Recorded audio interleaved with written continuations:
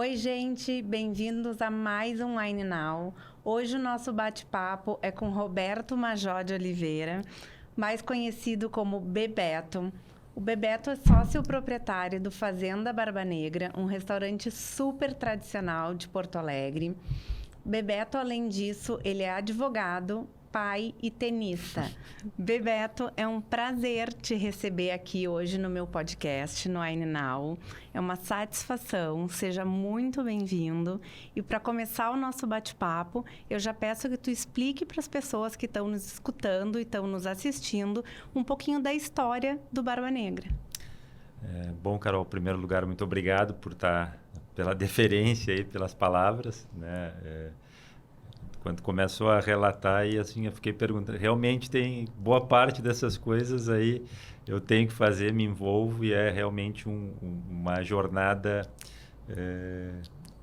longa e divertida ao mesmo tempo. E o Barba Negra é uma das partes divertidas de tudo isso. E a história do Barba Negra é uma questão, como tu narrasse aí, eu sou advogado, então formado em Direito, trabalho com Direito desde pouco antes de me formar, e a relação de montar um restaurante se deu pelo seguinte: sempre gostei muito de cozinhar, principalmente fazer churrasco, mas tu sabe bem, a questão jurídica é uma questão que qualquer trabalho da gente leva 10 anos para a gente ver concretizado. E eu acho que sou uma pessoa muito ansiosa, muito imediatista, queria ter uma experiência mais, olha, trabalhei, fiz isso aqui, tá bom, tá ruim, e a pessoa ter essa interface, essa conexão de uma forma mais rápida. Então, daí nasce o Barba Negra, eu adorava fazer churrasco, então fazia churrasco quase todos os dias. E aí, da história, né, do hobby virou um trabalho. Talvez seja uma coisa muito similar ao que tu está vivendo com o vinho. Sim. Né? Mas a gente começa porque gosta. E aí eu acho que isso aí também facilita um pouco as coisas, porque o trabalho se confunde um pouco com o lazer. Né? E daí nasce a história, o nome da Barba Negra. A Barba Negra é uma fazenda muito tradicional que fica aqui na Barra do Ribeiro, que pertenceu desde o meu bisavô, avó, acabaram vendendo ela ali nos anos 70, mas a gente tinha um acervo grande de fotos, de histórias principalmente, e a ideia de colocar o nome, de montar, nos trouxe isso, porque muita gente, muitas pessoas mais velhas que frequentavam lá, que eram amigos dos meus tios, dos meus primos, da minha mãe, dos meus avós, chegam lá, olham algumas fotos, se emocionam, contam que fizeram caçadas, contam que tomaram banho de piscina numa época que a nossa piscina era um açude ali, né? Mas as pessoas narram tudo isso. Então daí nasce essa uma ideia, um sonho, e aí já se vão hoje 16 anos, né? Eu começo isso com cabelos escuros, já estou com bastante cabelo branco, né? Uma parte pela família, mas também uma parte em função do trabalho, que é, além de desgastante, é muito prazeroso trabalhar com um restaurante. Que bacana, muito legal ouvir essa história, esse início eu não conhecia. E frequento muito Barba Negra, sou uma incrível admiradora do teu trabalho, mas não conhecia essa versão, esse início dessa história, muito legal. Então, aproveitando aqui esse gancho da história, vamos introduzir então o vinho. E eu já te pergunto, a seleção de vinhos disponíveis na carta de vinhos do restaurante, como é que é feita essa escolha por ti? Essa é uma questão bem importante que a gente contextualize, né? Porque é uma coisa que eu te confesso que a gente tem 16 anos, a gente já mudou em diversas oportunidades a seleção, às vezes o importador, e não é uma questão simples, né? Porque o vinho é uma questão muito pessoal. O Rio Grande do Sul, né? Quando a gente fala de Rio Grande do Sul, em matéria de vinho, o Rio Grande do Sul é o Brasil, então assim, nos últimos anos o restaurante, o Barba Negra, está dando um foco e um espaço para as vinícolas brasileiras que acho que pode ser que a gente foi um dos pioneiros, se não o pioneiro, né? A gente sempre vinha dois, eu disse, não, eu quero ter uma linha de vinhos nacionais mais ampla, mas é uma conquista meio que Quase um desafio. É um desafio, por quê? Porque vocês trabalham estão muito envolvidas nesse meio, e a gente mora aqui muito perto da fronteira, a gente tem a Argentina como um dos maiores produtores de vinho e vinhos muito renomados, com custos baratos para o pessoal que vai até ali a fronteira e consegue comprar. Depois tem toda a questão dos free shops. Então, assim, primeiro, é um desafio vender vinho em restaurante, porque a imagem e, digamos, a percepção de boa parte dos nossos clientes com relação ao preço, às vezes ela é ilusória, porque no momento em que a gente coloca todos os custos que precisam ser colocados para botar um vinho dentro de uma carta de um restaurante, assim, de forma muito simplista, a gente perde competitividade. Então, a gente tem que tentar ganhar isso com conceito, tem que ganhar isso com história, né? Então, a nossa ideia de colocar vinhos nacionais se deu por isso. Depois tem uma questão, para mim, muito relevante. Eu sou muito entusiasta do que a gente faz aqui no Brasil, da questão de toda a nossa indústria. E a indústria do vinho, como eu digo assim, o vinho brasileiro está aqui, né? A gente vai no mundo inteiro, respeita muito os vinhos, os lugares onde servem o vinho da casa, o vinho da região. E aqui é incrível, mas o maior desafio das vinícolas gaúchas é vender vinho para os gaúchos. Porque a gente vai a São Paulo, esse preconceito que a gente vê muitos clientes lá ainda ter, não existe mais.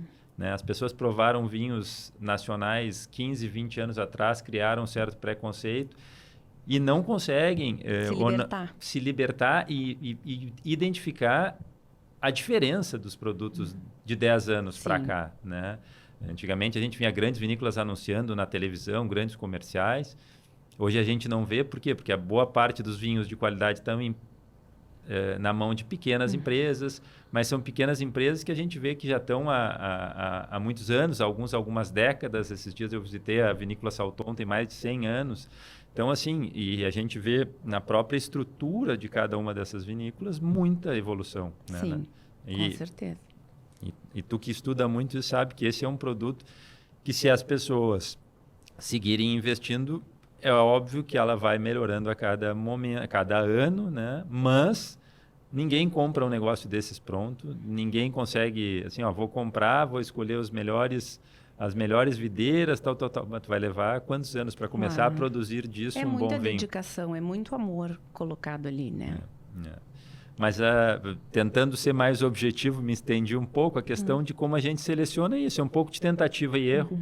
Né? A gente escolhe, a gente tem uma linha ali que, a partir de determinado momento, daí, depois de ter coração na seleção, a gente depois tenta pensar com um pouco de racionalidade, assim, aquilo que os nossos clientes compraram e que gostaram da ideia, fica. Aquilo que não gostaram, a gente, ou não performou bem, a gente acaba substituindo. Mas a ideia hoje é ter uma carta bem enxuta também. Sim. Porque isso é um problema, assim, a gente vê que muitas vezes as pessoas confundem cartas, a melhor carta, inclusive as votações que a gente tem anuais de revistas especializadas, a melhor carta. Muitas vezes as pessoas querem alguma coisa muito extensa para dizer assim, olha, eu tenho, mas é que nem aquela pessoa assim, que tem um patrimônio gigante e não consome.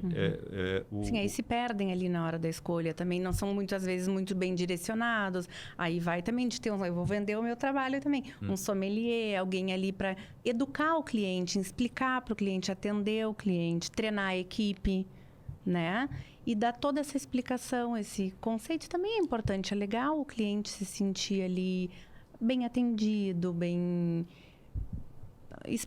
ter uma explicação nesse sentido, né? É muito importante isso, essa tua colocação, porque esse, inclusive, é um desafio. Tu, como hoje está muito envolvida no mundo do vinho, um dos maiores desafios que eu acho para os restaurantes e para o mercado brasileiro do vinho é como que a gente consegue treinar mais pessoas, porque assim, o Brasil hoje, como vive, o que vende de vinho, muito poucas casas têm condições de investir num sommelier. Por quê? Porque a gente sabe quanto é investido por um sommelier para ele chegar a ponto de ter o conhecimento e ter toda a formação, uma formação muito cara. E ele é né? Então, assim, às vezes um restaurante está lotado, a gente não tem como. Então, a dinâmica de como treinar a equipe. A equipe. E aí é outra questão muito importante, que a cultura do vinho aqui no Brasil ainda é uma coisa muito elitista, né? Assim, ainda é um produto que chega nas... Que amedronta as pessoas muitas vezes. E chega nas casas. O hábito do vinho, né? E o hábito do vinho, eu digo uma coisa que ajudaria muita gente, talvez, a beber melhor e beber menos. Nós até, no Barba Negra, eu acho que a gente identificou, porque a gente começou a trabalhar antes da Lei Seca. Então, assim, depois da Lei Seca, a diminuição de volume de bebida alcoólica, a venda foi muito grande, né? Porque as pessoas tomavam chopp. Tomavam quantos chopps cabiam dentro daquele corpo, né? A gente via, às vezes, um casal ir lá e tomar 3 garrafas de vinho. Isso acabou, né? Assim, as pessoas hoje vão e bebem de forma muito mais qualificada. Então, eu até acho que se a gente tivesse, como é na Espanha, em Portugal, aquele hábito, inclusive nas pessoas mais simples, de tomar uma tacinha de vinho e não ter que tomar 3 latões, a gente teria... Isso é inclusive, eu acho que um trabalho a ser feito de divulgação, de massificação de consumo. Por quê? Porque hoje a gente pega a gente tem que treinar pessoas que nunca tomaram vinho, que por nunca tomar também não são apreciadoras. Não são apreciadoras. Hoje em dia também a gente sabe que conhecer vinho é uma coisa para poucos. Então, assim, exige dedicação. Como é que eu faço estudo, consumo. Exatamente, tem que provar. Tem que provar.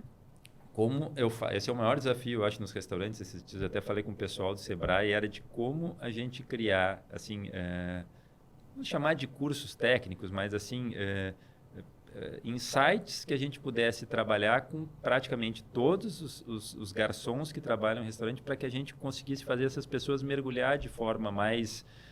assim, se interessar mais por vinho, porque é óbvio que quando eu toda vez que alguém me chama para falar, ou que eu vejo alguém meio na dúvida e a gente entra para falar e conta um pouco da história da vinícola, aquilo sensibiliza as pessoas, né? Muito além do que está na garrafa. Exatamente. Então, eu já vou te adiantar aqui que faz parte do meu projeto e eu estou desenvolvendo esse treinamento de equipe. Vamos conversar depois. Não, a minha parte já está... É muito importante. E eu busquei esse olhar porque realmente um sommelier, ele não atende, né? Um restaurante inteiro, ele não consegue estar ao mesmo tempo em todas as mesas, ele sanar essa carência toda do estabelecimento. Mas ele consegue, sim, treinar uma equipe, motivar uma equipe, preparar uma equipe para que possa atender. E nós somos muito carentes hoje em dia nos restaurantes. As pessoas não... Tu deixa de vender um vinho porque o teu garçom, ele não sabe vender aquele vinho para o cliente. Ele não sabe sanar as dúvidas do cliente. Ele não sabe oferecer um bom produto. Tu tem um bom produto na tua carta de vinhos, mas ele não sabe oferecer para o teu cliente. Isso é muito importante. Isso, eu leio que é uma questão, assim, de Estado, né? Se a gente for ver, como eu estava te dizendo, assim como já teve aqui a capital do calçado, ela hoje migrou o vinho. E talvez o vinho não seja isso é mais uma coisa a ser valorizada, né? Que o vinho não é uma indústria que se tu transfere porque o ICMS vai ser mais barato ou porque eu vou dar incentivo fiscal para o cara comprar terra. Se está no lugar, dependendo do lugar da terra e o Brasil já é o lugar, o Rio Grande do Sul é o mais propício, eu não tenho como levar isso para lá, né? Eu não tenho como levar tudo que envolve, além disso, as restaurantes, os hotéis, as pousadas que estão lá, além do que eu transfiro e levo 10 anos para começar a produzir. Sim. Então, assim, eu acho que é um ativo que nós, como cidadãos do Rio Grande do Sul, precisamos absorver essa cultura, assim, de valorizar o que a gente faz aqui. Com certeza. Então tá, vamos lá. Preparei mais umas perguntinhas aqui para a gente conversar e esclarecer aí para o pessoal. Qual a relação... Então, bem direta do teu negócio, entre o vinho e a carne? Na verdade...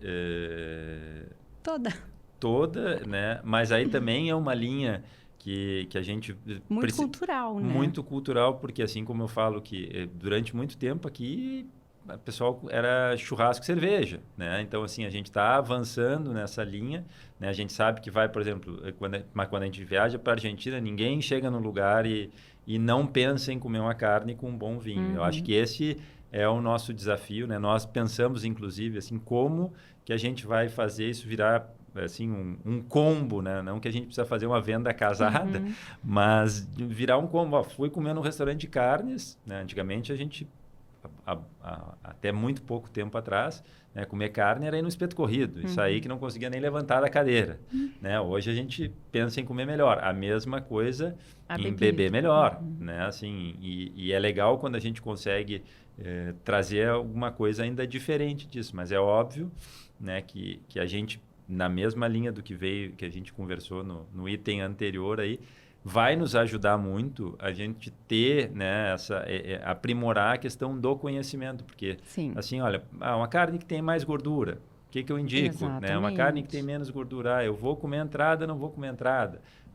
Qual a temperatura, né? Se eu consigo ter alguma pessoa que consegue nos ajudar em direcionar as variantes que podem, digamos, elevar essa o padrão, a experiência do que a gente está fazendo, isso é muito, muito bom. Todo mundo ganha. Todo mundo ganha e me parece, aí é o ponto, quando a gente olha assim, nós não temos. O que nós estamos esperando para começar, né? Porque assim, tem todo imagina a gente querer estudar vinho, falar sobre vinho, pensar em que os vinhos nós teríamos, que seria legal a gente ter vinhos nossos. Não, a gente já tem as vinícolas. Exatamente. Né? Algumas, como eu disse, há muito tempo. O que eu preciso é nos unirmos e tentar fazer esse trabalho. Eu acho que isso é um espaço muito importante. Muito importante. Vamos conversar um pouquinho, então, sobre a taxa de rolha. Como é que é a política da taxa de rolha no Fazenda Barba Negra? Como ela funciona? Explicar aí para o pessoal. Na verdade, isso nós somos super simpáticos a essa questão da taxa de rolha, exatamente porque a gente optou por fazer uma carta mais enxuta, né? E aí eu acho que é uma questão até da nossa política de respeito ao gosto do cliente. Olha, daqui a pouco o que eu tenho selecionado aqui não é digamos, o produto que aquele cliente gosta, ou eu acho que a rolha, o pessoal que leva vinho, né? Ele cria também uma relação um pouco diferente com a casa. Ele se sente mais em casa. E acho que isso é uma coisa cultural que a gente pode melhorar aqui. Ainda vejo muitas pessoas, eu sei que tem algumas pessoas que têm receio, que têm vergonha, que não entendem muito esse conceito. Nós, institucionalmente, como restaurante, achamos muito bom que as pessoas levem o vinho e vão lá. Até porque a ideia que a gente vê é que esse cliente que leva o seu vinho, uma pessoa que gosta de vinho, e gosta de vinho, gosta de comer bem, então a pessoa que digamos, o que eu deixei de vender para ele em vinho, eu compenso com ele come entrada, ele come sobremesa, ele daqui a pouco vai tomar um licor. Então, assim, na questão econômica, a nossa taxa de rolha é quase simbólica. Assim, olha, é só para que a gente tenha, né, algum respaldo até para o pessoal que trabalha, para a questão da reposição do próprio material. Mas, assim, nós não temos isso como um empecilho. Não, ao contrário. Um óbice qualquer. Ao contrário, na verdade, a gente tem, inclusive, bastante... Eu acho que isso gera, né? Quando chegar num lugar e te sente confortável para levar o teu vinho, é sinal de que tu está se sentindo em casa e acredito que a gente tenha, com um bom número de clientes, conseguido criar esse elo de ligação. Entendi. Ok. E agora te perguntando, assim, por último, uma dica, um conselho para esses amantes de vinhos. O que tu diria para eles, assim, se aventurarem mais, experimentarem coisas novas, se permitirem experimentar? Então, nessa carta do Barba Negra, os nossos vinhos nacionais, qual é a tua dica, essa tua lição, assim, nessa tua seleção muito bacana? Eu conheço, por frequentar o Barba Negra, conheci alguns rótulos que hoje eu consumo muito e gosto muito, aprendi lá no Barba Negra, inclusive, ontem degustei em casa inclusive, que aprendi lá. E qual é a tua dica? O que tu diz, assim? Não,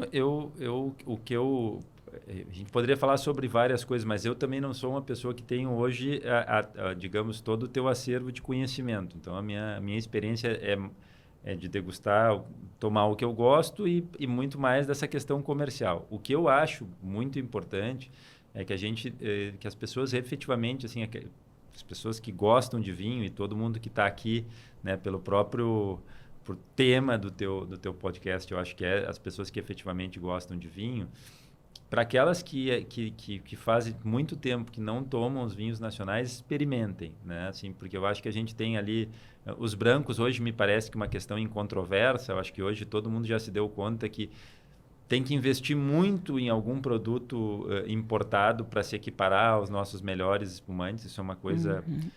Os vinhos brancos também, isso já está acontecendo. A gente tem vários produtos.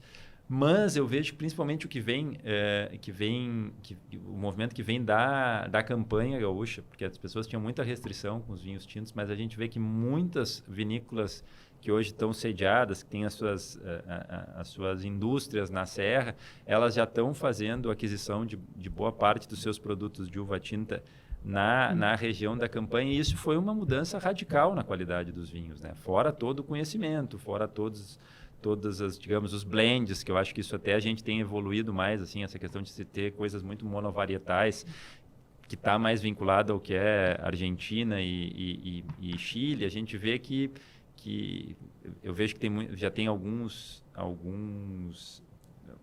responsáveis por vinícolas já tanto na campanha quanto na serra, que tem mais uma predileção mais para o padrão europeu de fazer muito blend, e aí tornar aqueles vinhos mais suaves. A gente tinha as pessoas às vezes achavam os vinhos muito potentes aqui. Então, eu acho que esse é o principal, digamos, sugestão que eu dou para aquelas pessoas que fizeram isso há muito tempo, que elas estudem um pouco e deem uma chance nova, porque tem muita coisa legal acontecendo, não só na questão de produto, mas a gente vê investimento, a rotulagem, as próprias garrafas já são diferentes. Os responsáveis pelas vinícolas são gente já com uma cabeça muito mais moderna. Um frescor, trazendo, né, essa novidade. Tentando e errando, entendeu? Exatamente, porque assim, se eu fizer aí. a mesma coisa, a chance de eu vou parar. E eu tenho visto muito essa questão da inovação, e acho que esse, né, é um fator que faz, olha, se a gente já tem inovação com um acervo histórico e de conhecimento na bagagem, a tendência é que as coisas evoluam, e estão evoluindo. Muito. Né? Então, eu acho que essa é a dica que eu dou, é isso. Assim, experimentar, conhecer, sair do muito do mesmo. Exatamente. É isso aí. E, bom, a gente está nos encaminhando para o final, e aí nós temos um quadrinho aqui no meu podcast que se chama Wine Drops. São perguntinhas rápidas com respostas diretas e curtas que eu vou fazer aí para ti. Vinho combina com? Carne. Boa. Churrasco combina com? Eu vou botar aqui vinhos, mas eu acho que tem um triângulo aí que eu acho que eu sempre digo que o churrasco para mim é uma coisa que eu respeito muito, assim, e acho que é o porquê que o brasileiro e o mundo gosta tanto pela né, a questão da dinâmica, de ser uma coisa mais leve, de tá todo mundo em volta do fogo, que eu acho que isso é uma coisa muito importante. Tanto quanto o vinho, ele une, conecta, agrega as pessoas, né? Na verdade, se tu for ver, assim, o churrasco está mudando a arquitetura das casas, né? Antigamente, a churrasqueira, eu sou mais velho que vocês, mas assim, antigamente a churrasqueira das casas ficava na garagem, escondida, né? Sim. As mães tinham maior de botar uma tampa para não dar cheiro, para não sei... Hoje a churrasqueira é a televisão da casa, né? Quanto mais central. Então, isso é uma coisa que eu sempre falo, que o mais importante do que a qualidade do vinho, da qualidade da carne, é quem tu vai convidar para estar contigo, né? Assim, eu acho que isso é importante. Eu digo que... É quem te cerca ali. As más companhias têm a capacidade de endurecer a carne e de estragar o vinho. Isso é uma quem coisa... está contigo ali na trincheira. Exatamente. Boa. Se o Fazenda Barba Negra fosse um vinho, qual seria, na tua opinião? Um estilo. Eu acho que hoje falei muito de uva brasileira, mas assim, carne, um Malbec não adianta. Boa. Qual o maior desafio no dia a dia no Fazenda Barba Negra? Isso que a gente, na verdade, o do dia, a gente teve uma certa mudança, tá? Assim, para ser um pouco... que é uma resposta bem sintética, o desafio é a motivação, assim, de a gente ter um restaurante, é uma empresa pequena com muitos funcionários, né, assim, para mover a máquina Então, acho que esse é o principal desafio. Manter a engrenagem sempre ali motivada. E nós tivemos, todo mundo que trabalha nesse nosso ramo tem talvez assim, um ônus, né, que está muito pesado, que é todo o período de pandemia, a gente ficou com empresas abertas, tendo prejuízo durante um período muito longo, né, isso, digamos assim, só não está sofrendo isso quem não tinha aberto, porque quem já abriu, quem tinha os seus funcionários, todos estão sofrendo. E então, esse é um fator importante, essa questão de tu conseguir equilibrar a questão, né, econômica, anímica, né? Mas assim, acho, o pior já passou, mas a gente teve que se acostumar com uma realidade que ninguém tinha, né? Claro. Então, assim, esse é um ponto, hoje o nosso maior desafio é assim, tá, passamos, digamos assim, tá? Sobrevivemos. Boiamos e agora é assim, vamos voltar a usar. Eu te confesso que nós mesmos ainda somos uma empresa que ficamos com um certo medo de ousar, né? Esses dias eu tá falando com um consultor, tá, mas o negócio está funcionando, vocês estão vivos, as pessoas gostam, vocês precisam voltar a sorrir, voltar a ter mais vida. Sim. Isso é uma coisa, esse é o hoje sair da margem. Desafio específico nosso, mas acho que falo talvez por todo o setor. Claro, entendo. E a maior realização? A maior realização é aquela coisa assim de tu ter um negócio, tu ter imaginado uma coisa, né? Ah, vamos montar um restaurante. Na época não tinha nem dinheiro para fazer e aí foi indo e a gente realização é às vezes ver como vocês, às vezes tem situações de uma pessoa que almoçou e jantou lá no restaurante. Puxa, isso é sim, independente de quanto ela gastou, sinal assim, nós somos a extensão da casa dessas famílias. Então, e ver voltar com frequência. Exatamente. Então, realmente, né, principalmente 16 anos atrás, eram poucos restaurantes. Quando eu era criança, minha mãe, eu me lembro que nós íamos sair para jantar, tinha 2, 3 restaurantes em Porto Alegre. E agora a gente sabe que é um volume gigantesco. As pessoas terem várias opções e tu ser uma opção, né? O Fazenda Barba Negra ser uma opção. Acho que esse é sempre uma satisfação muito legal. Ai, muito bacana. Assim, eu vou te dizer que realmente é um prazer, é um privilégio estar aqui te entrevistando. Fazenda Barba Negra é um case de sucesso. Eu gosto demais, sou uma cliente assídua, volto com frequência. Hoje, inclusive, está nos meus planos jantar lá. E te dizer que é uma satisfação de ter aqui no Wine Now. Foi um prazer ter essa conversa bacana, deliciosa, conhecer um pouco mais da história desse lugar que eu tanto gosto, tanto admiro. E dizer para o pessoal continuar ligado, continuar acompanhando o Wine Now, que assim como o Bebeto hoje esteve aqui conosco, ainda virão muitas pessoas e nos acompanhem. Muito obrigada. Valeu, muito obrigado pela oportunidade e todo mundo que quiser ir lá, por favor, me chame, normalmente eu estou lá. Né? E te agradeço não só pelas palavras, mas principalmente pelo prestígio que está falando aqui. Efetivamente, a gente fica muito feliz de ver a família de vocês seguidamente conosco. Muito obrigado.